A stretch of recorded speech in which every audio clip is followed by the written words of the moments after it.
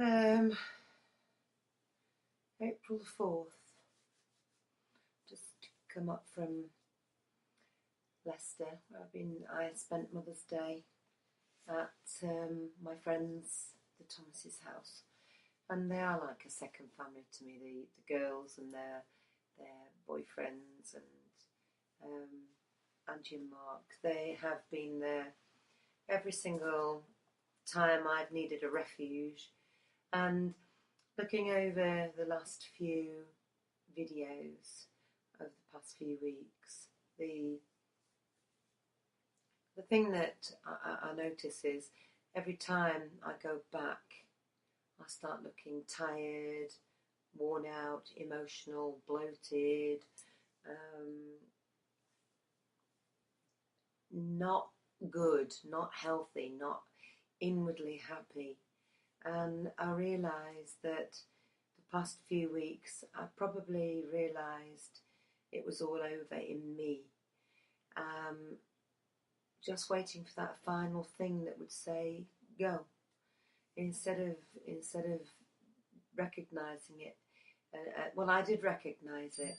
I just didn't want to accept it, I think, because of how I felt about the Frog Prince. And I did think that the ex being handed a harassment warning and the quiet that was going on. I think it was the calm before the storm. Thinking back, I've had a few days now since we split. 5 days now since we split, and already I can see that being away from that fear, being away from that stress, being away from treading on eggshells and being cold and feeling ill and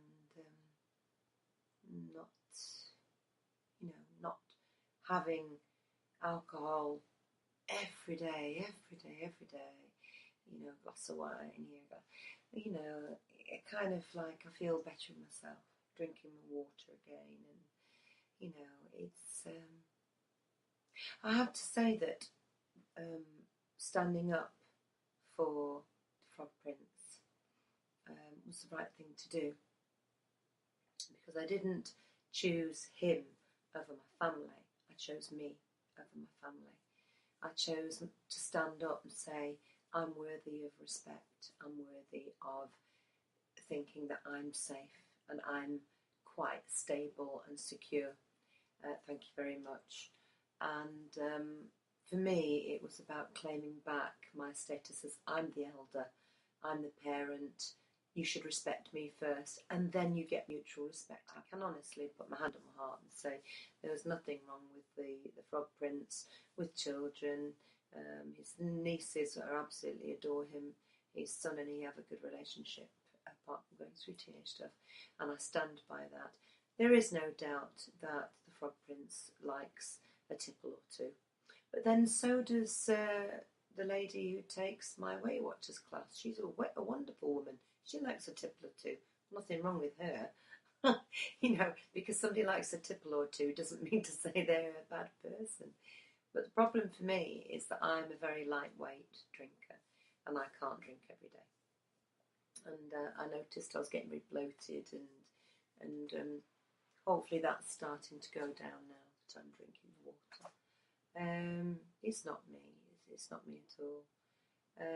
When you try and fit into somebody else's likes and dislikes, and you try and please somebody, maybe that's a kind of like a big signal saying hello, wrong relationship. I've been devastated, haven't I, up and down with this person, and I have been tired and ill and weepy and I've had moments of extreme happiness and joy and wouldn't have missed it for the world. It's shown me that I can still attain pleasure and be a woman and have fun in my life and have somebody see me as a person rather than somebody's mum or doormat, really. I don't think I've ever done anything like this in my life before. I know I haven't. And some people think it's just not you. You've always been such a private person. But I wouldn't have missed this trip with the Froglet Diaries if I'd had a realisation of what was happening. I'd still go back and do it the same way. I've gained so much, and I've met so many wonderful people, amazing people, and forged such friendships. And all the people who should be in my life are in my life now, and all the people who shouldn't be in my life aren't.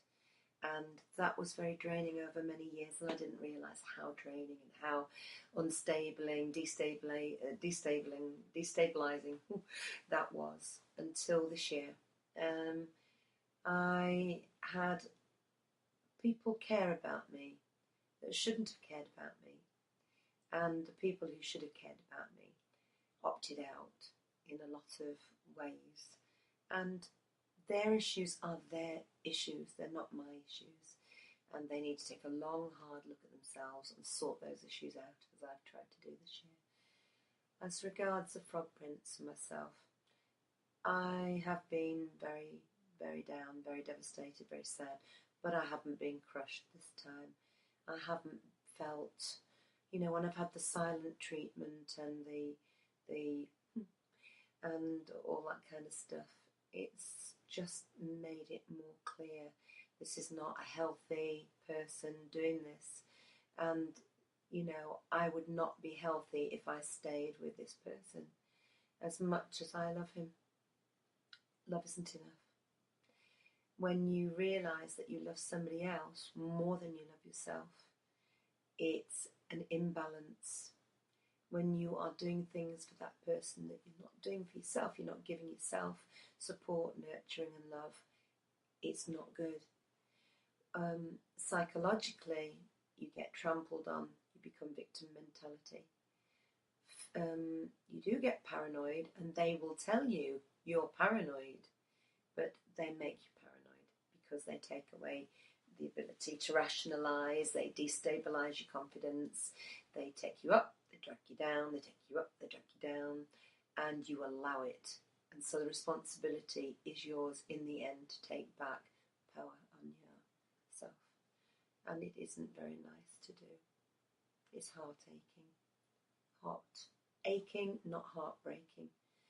You can stay stuck and you can stay scarred. If you want to give the responsibility of your happiness to somebody else, you can stay scarred. But I won't. I'm going to take everything I've learnt this year and make a wonderful life and be happy and find someone who isn't just my frog prince. In fact, isn't my frog prince at all. He's going to be my soulmate, my true soulmate, and my friend. And he's going to want to share most things with me and want to be with me and won't want to leave me alone on days like Mother's Day and my birthday and Christmas and holidays. The occasional time may come up where hopefully my partner will say, would you mind if I went off? And I'll say, no, of course not. But I know there's someone out there who wouldn't want to not be with me and who isn't going to need to hide who he is from me or hide what he's doing from me. And as for the Frog Prince, part of me will always love the man that I thought he was. I saw someone unique, special,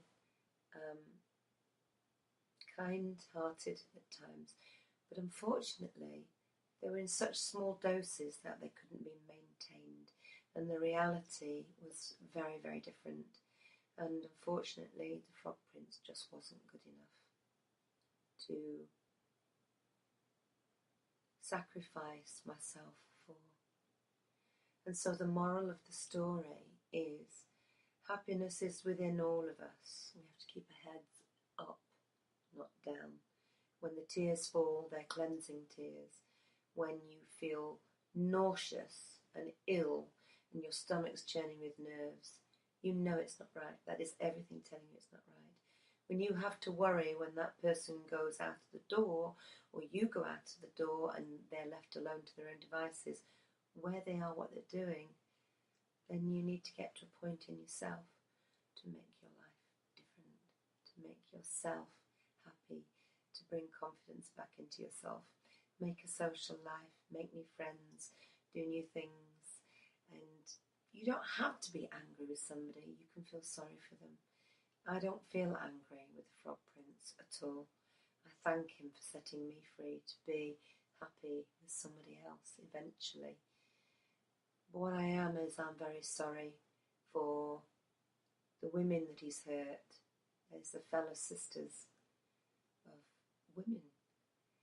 I think that if he goes back to the ex-partner, then he is meant to be with that type of personality. The experience I have of that type of personality is ugly and mean and not a good soul, not a good person. And maybe that's why she will be so perfect for him. Maybe he can't cope with goodness and kindness and love.